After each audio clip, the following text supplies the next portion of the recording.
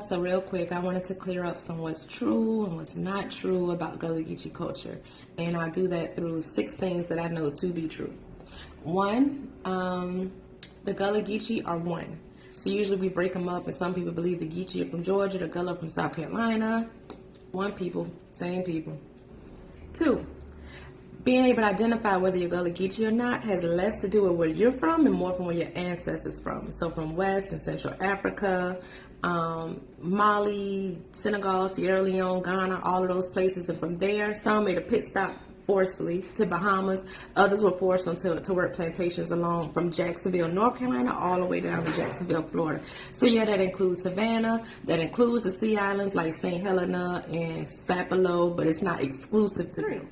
So the language and the dialect that we usually attribute to Gullah Geechee culture is not as strong today as it once upon a time was, for a lot of reasons. Language naturally evolves. That's just what it do.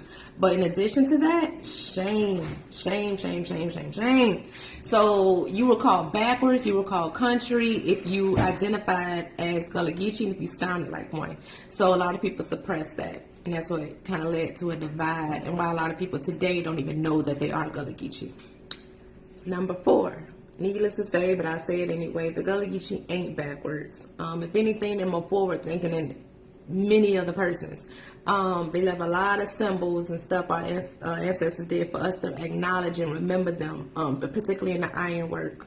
The language itself is considered a Creole language, meaning that it's a blend. It's innovative as hell. That African was trying to be forced from their tongues, and they found a way to not only learn theirs, but learn so many others. I actually want to tweet this one a little bit.